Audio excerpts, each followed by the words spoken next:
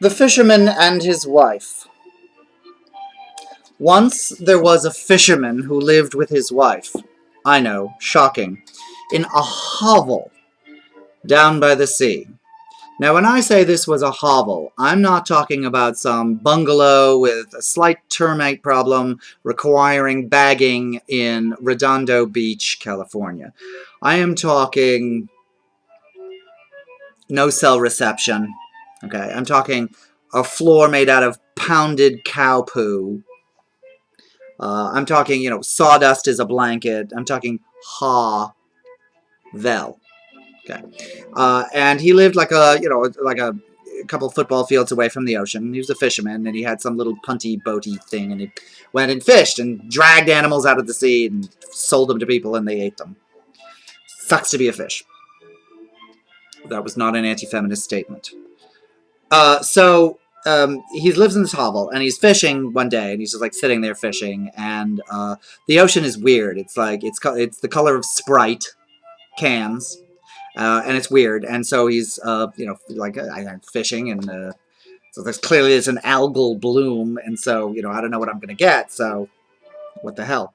And it's got his stick with his line and the thing bobbing over there, and what do I know? I was 16 years a vegetarian. I don't know how it happens. I just go to the Korean grocery store, and there's the fish. So whatever happens with the fishing, he's doing it, and the worm, there's dead worms in water, blah, blah, blah.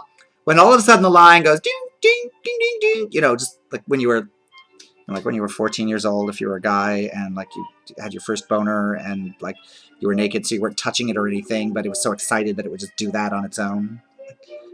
If you're a girl and you're watching this, that happens to guys.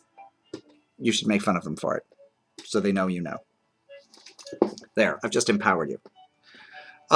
So the line does that, so he's like, oh, I've got a fish, I've got a fish! And like up from the bottom of the sea comes this flounder. And the guy's like, oh, that's $5 right there at in the market. And the flounder is like, excuse me, I beg your pardon. You do not want to sell me on the open market for consumption. I am an enchanted flounder. I am a prince. I am an enchanted prince flounder. And if you let me recede back into the ocean, I shall grant you a boon. And the guy's like, I don't know what a boon is. And I'm worried that it is racist against people of a certain region of the world.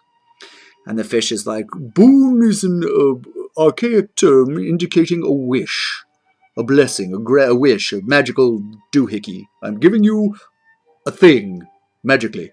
What do you want?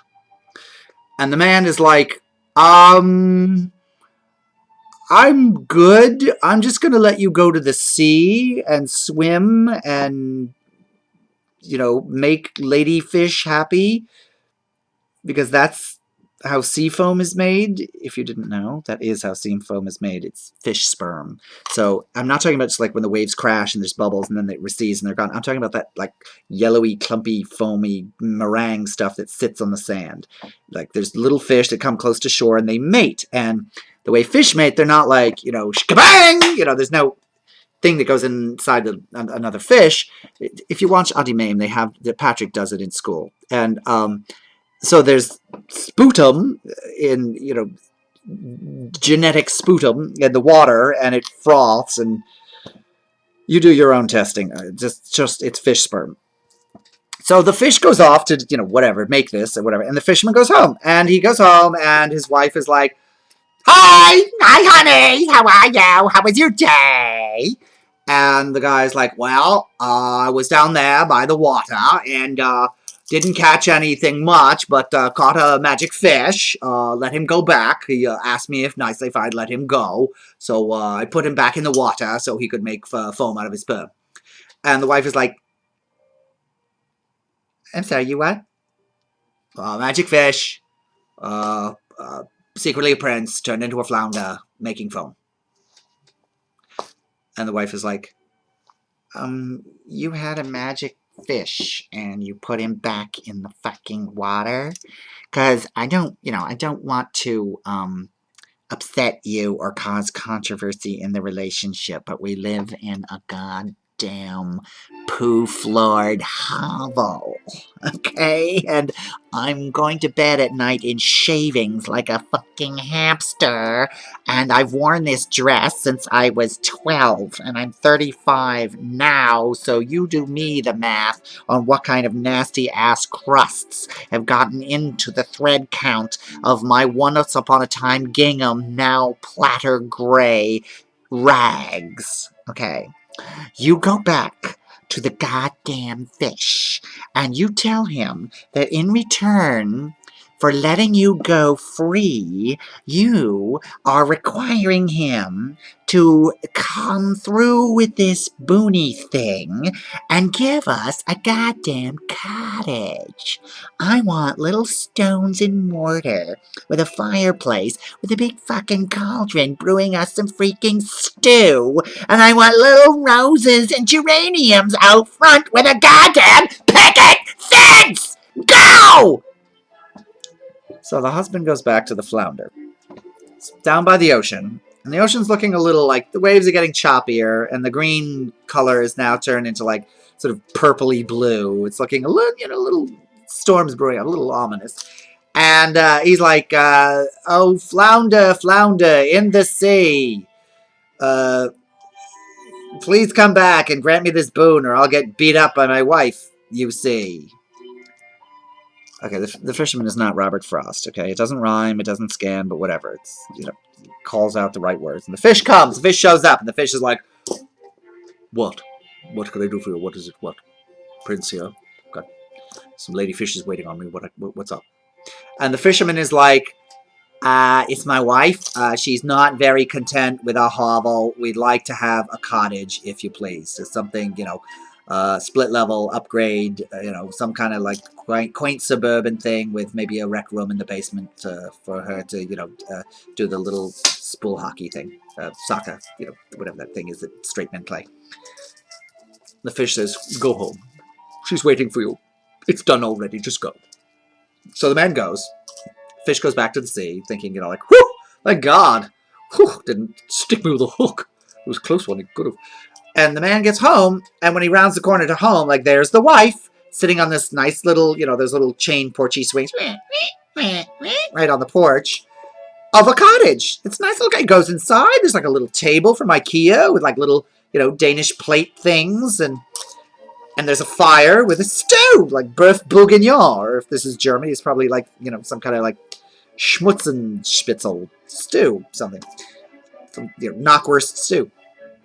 And so he's like, oh, this is great. She's like, yeah, it's pretty good. And he's like, right on, wicked pista. All right, let's go to bed there, wifey. And so they go to bed, right, and they're okay for about a week. And then the wife, like, one morning, she gets up and she, like, elbows her husband in the ribs. And she's like, yeah, about the cottage. Yeah, I'm kind of tired of it. So here's the thing. Like, you've got a relationship with a magic flounder, okay? So I kind of need you to go back and get a castle. Okay, because we're not doing cottage anymore. We're doing castle. So go. I want the castle now. Go. Okay, or it's Lorena Bobbitt time. So the man goes, and he goes back to the sea. And the sea is looking, it's kind of grayish, greenish, purpley, and kind of getting really choppy. And, the waves are hitting the rocks with the big spray thing that's, when Channel 4 tells everyone you better stay inside because it's not safe, there's gale force winds, and, of course, sends the reporters to go stand at the end of the levee where they'll be swept into the ocean. And the man calls out. He's like, oh, flounder, flounder, in the sea. Jesus Christ, I got this goddamn wife. Can you get up here and help me a bit, you see? And the flounder comes bounding through the waves, and he's like, okay, right, hi there, what you doing? How's it going? What can I do for you? And the man's like, yeah, so I got this wife, right, okay, and she's like a lot of handful, and divorce hasn't been invented yet here in the 16th century, so the thing is, she wants a castle. Can we get a castle? I want a castle. And the fish's like, yeah, okay, go home, it's done, she's there. It's great. I'm just going to get back to the lady fishes. So the man goes home, and he rounds the corner, by the public library or whatever, and there, boom, shkabang, with a little moat and a little drawbridge, shkaboomf, that comes out the wife. Husband! Husband, look, castle! Woo! I'm boiling oil on the roof in case the Huns drop by. Just kidding, Bob and Wendy Hun. I invited them over for ceviche. So they go inside, and he's like, well, wife, you ought to be pretty happy now. You got yourself a goddamn castle. You happy? This is good, right? And she's like, yeah, castle's really nice, yeah. So here's the thing. I'm looking out the window over here, okay? Just look at me, look with me at the window. No, not you, the viewer. I'm a character. I'm in the story. I'm talking to another character in the story. You keep watching the video. Look out the window, okay? You see all that land, and the husband does not go, yes, well, I don't want all that. I just want to sing. Because another comedy troupe did that bit, and I can't. It's not mine. It's probably copywritten. So, yeah, the wife goes, see all that land out there, right? Wouldn't it be nice if we owned that? Wouldn't it be nice if we ruled all that? And, we had peasants on it and, merchants and little townships and things, and we were the king? Like, why don't you have to go back and make the fish make you a king? Be a king. Okay, go be a king. And the man, he's a good New Englander, hardy New Englander who has very humble values, and he knows what's up, and he's like, wife, that seems like an awful big thing to ask, being a king. We got one already. We're living in a kingdom. It's 16th century, so I'm not sure the flounder is able to do that. So let's just be content with here with the castle. And the wife is like, yeah, so the thing is, we're not titled, okay? We just have a castle. We're not titled, and I want a goddamn title. And barons suck, and earls are, fags, and marquises, I don't even know what that is, but I'm sure it has some sort of venereal disease. Sirs are, lame ass, and barons are in Germany or something, and we're in Germany, but whatever. It comes down to being king. I'm going to be king. You don't want to be king, it's fine. Totally fine. You do you. I want to be king, so I'm going to be king. So crown me. Go, fish, go, or it's Lorena Bobbitt. So the man goes back to the sea, and this time the sea is like dark gray, okay? And there are waves that are, like the size of trucks, which had not yet been invented. And the man calls out, and he's like, oh, flounder, in the sea. You're not gonna fucking believe what the goddamn wife wants this time, but if I don't get it, I lose my genitals, so get up here. And the flounder comes up, and he's like, hi, okay, so you caught me coitus interruptus. So I'm just saying, let me make this quick. I gotta get back. I'm totally with you. I'm there for you, but just make it quick. And the guy's like, well, my goddamn wife, you got the castle, it's fine, but we need an upgrade. She wants to be king. Crazy. I know, she's a fucking loon, but what can you do? And so the fish goes, okay, right, you're done. She's there. Go get it. I'm just going to get back to tapping. And so the flounder disappears in the sea, and the man goes back, and he rounds the corner with a public library, and there is a freaking castle with, like, you've seen Harry Potter, right? It's like Hogwarts. There's towers and gateways, and it occurs to me that medieval symbology of castles in Grimm's fairy tales, and in fact in Hogwarts and Harry Potter, is really all about gender play, because you have your towers and you have your gateways, okay? So towers and gateways in one architectural representation of something that is clearly both genders.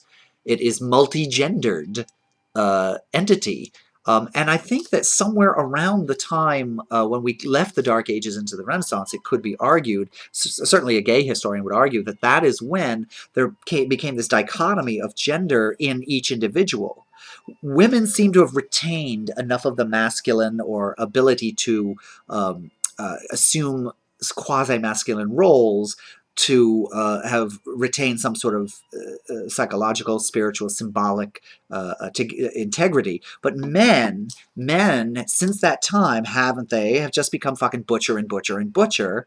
And you'll notice butcher and butcher, the two meanings, okay? Because that's what I'm saying, is men cut off the feminine. Okay, they just became like single towers. Okay, Rapunzel, the feminine, was imprisoned in this penis tower, as if to say it's all penis now. The locus of power is all penis, and the sacred feminine is just trapped away somewhere that's inaccessible to the man in the story who's trying to get it, and is punished for trying to do that. So the whole lesson is here is like, men just do men, no feminine in your men. So and ever since then is when, the patriarchy and the male hierarchy dominating Western culture has caused so much war and, penis death. And Hogwarts represents that. That's magic is the reintegration, like castles of old, a reintegration of both genders in one architectural entity, and it's calling symbolically to all of us, particularly to the men, to recombine both our genders into one entity so that we are balanced and don't explode our penis bombs and kill people and be assholes. So he goes into the castle, and there's the wife. And the wife is on this throne of, like, gold, and everything is gold and marble. And she's got, like, a whole row of pages, with, like, little unique pages straight up to the ones that fuck you behind your husband's back thing, courtiers, the whole thing. And she's sitting on top of there, and she's got this big golden crown, and she's like, I am the king! I am the king! Husband! King! And the king's like, well, the fisherman is like, well, wife, you got what you wanted. You ought to be happy there. Nothing else to be. You're the king. Guess that's it. And the wife's like, yeah, about that. So listen, I'm the king. I'm just like a little king, a little kingdom here, and there's caliphates and things and other people out there, and there's just a lot of them, and I'm just thinking how untidy that is. And so what I really need from you is to go to the fish as you have this established relationship, and I need you to make me emperor over all kings, caliphates, pharaohs, and poobahs. Do it now. And the husband's like, wife, there is an emperor. You can't have two, because the story was written, around the time of the Holy Roman Emperor. You can't have two. Charlemagne will get awfully fierce about that. And I don't think the flounder can do it. It's an awfully tall order. And the wife is like, yeah, okay, so the castle has a dungeon that's fully equipped with implements, like the anal pear. Just screw the end of it and the 3 little leaves open. Just saying, just letting you know that I will be emperor.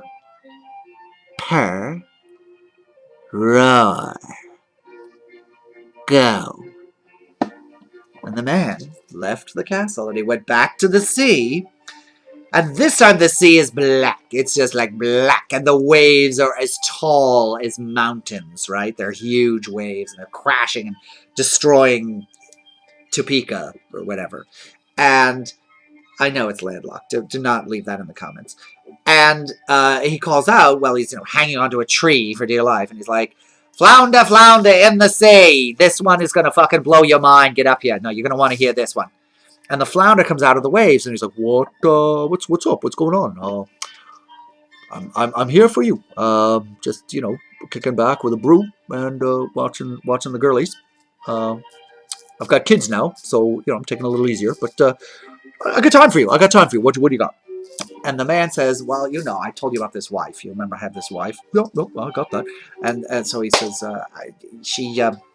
yeah, the king thing was really nice, and I appreciated it, but she's not. She's just she wants to be emperor, and yeah, she's not gonna take no for an answer. So she wants to be emperor. So and the fish cut him off and said, "Yeah, okay, got it. It's done. Go, get on home. Scamper, you little rapscallion. Go on." And the guy goes home, rounds the public library, and there's like a complex of palaces built on top of each other, okay? And he has to go up winding staircase roads, and every level it's like, this one is like marble, and then like jade, and then like silver, and then gold, and then the castle's built out of diamond and pubic hair of the gods or something.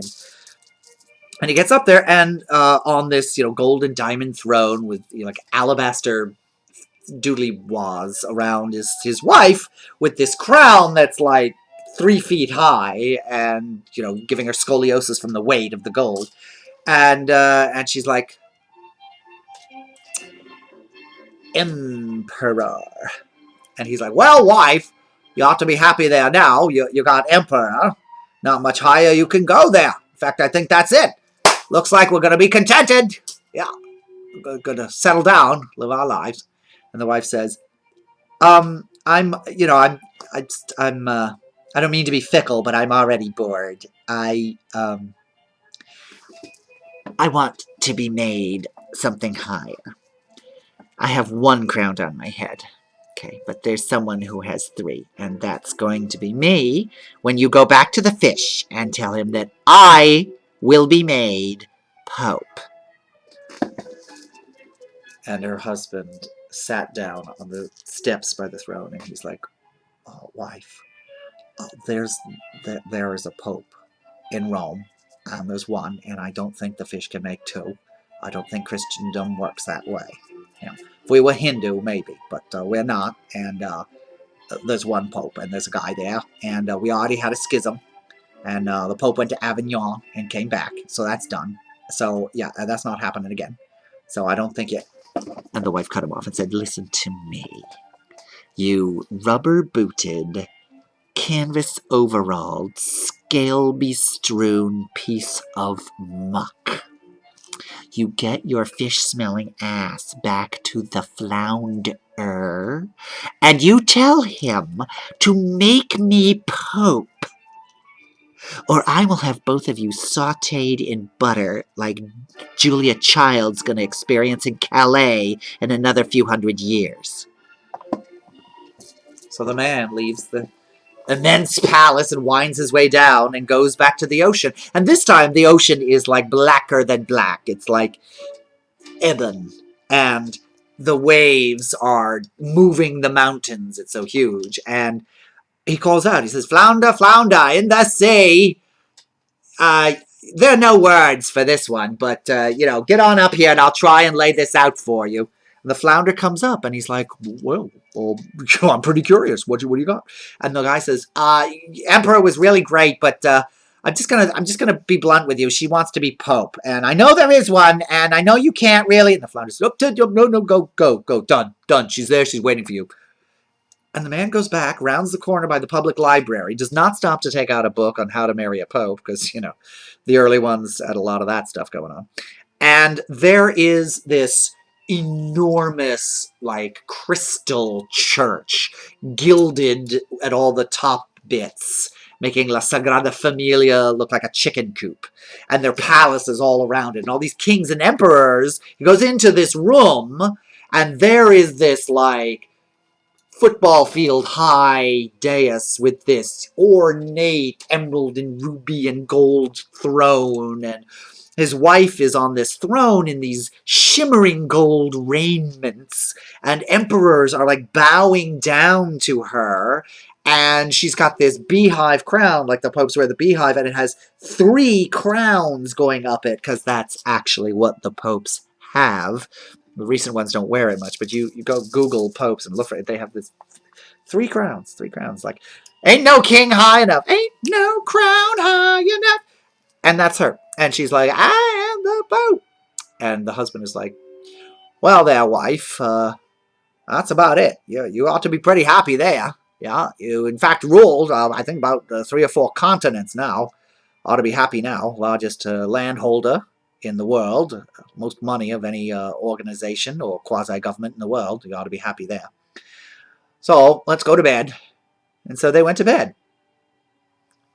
I can't resist pointing out that it's not the first time that the Pope has gone to bed with a spouse. And so it's a hoobie-dooby, baby. Look at this. See, my face is lit up. And it casts shade. Just saying, nuns cast shade from time to time. So the wife gets up early. The husband's still asleep, but she gets up early, and she's looking out the popey window, and she sees the sun coming up. She thinks to herself, why is it doing that? Why is the sun coming up like that? I did not tell it to do that. Why is it doing that? That has not been authorized by me. I should be authorizing that. That should be me. That should be my thing. I should be authorizing the sun. And there's a moon, right? Where's the moon? I want the moon. Where's the moon? I can't order the moon? I want the moon and it won't come? What is this? What is that? And she elbows her husband in the ribs and she goes, wake up! Wake up! Listen, hubby, guy. Listen. Flounder. It's flounder time. Listen, there's a problem. The problem. The sun is rising without me, and the moon is nowhere to be found. I need you to go back to the flounder and tell him, I will be God. King is not enough. Emperor is not enough. Pope is not enough. I will be God because God has jazz hands. And the husband says, wife, I have not tried to contradict you much in your endeavors.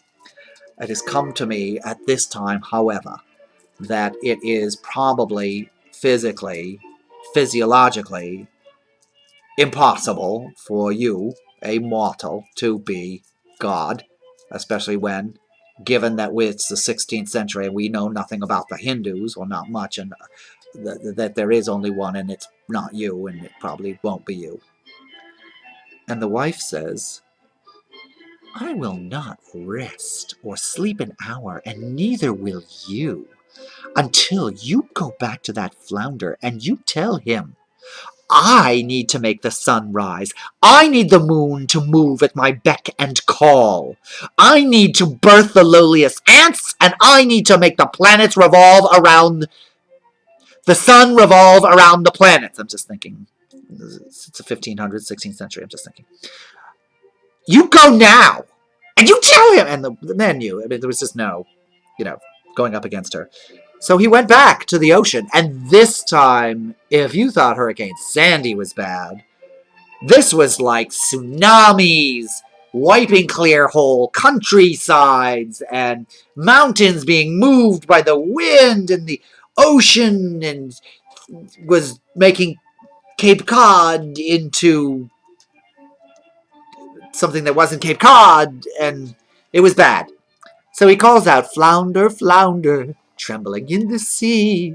My wife's gone really fucking off her rocker, and I gotta have you up here to help me figure this out.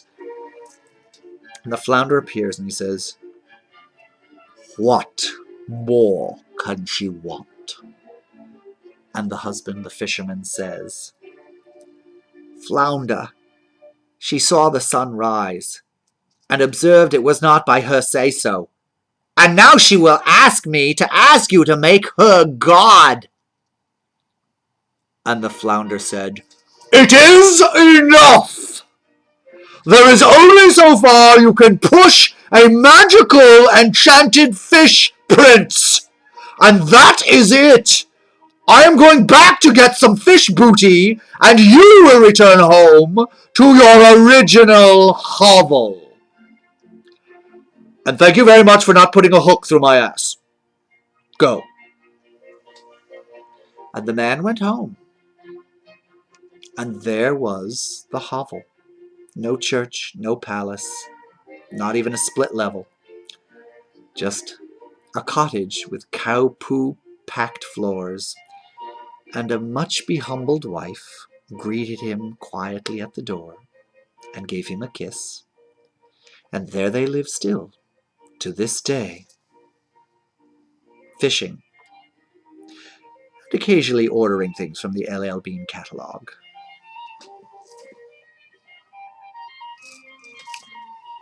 That's a picture of my father. And that's a copy of Midsummer Night's Dream.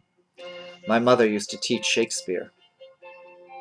I am the son of Shakespeare and Bozo.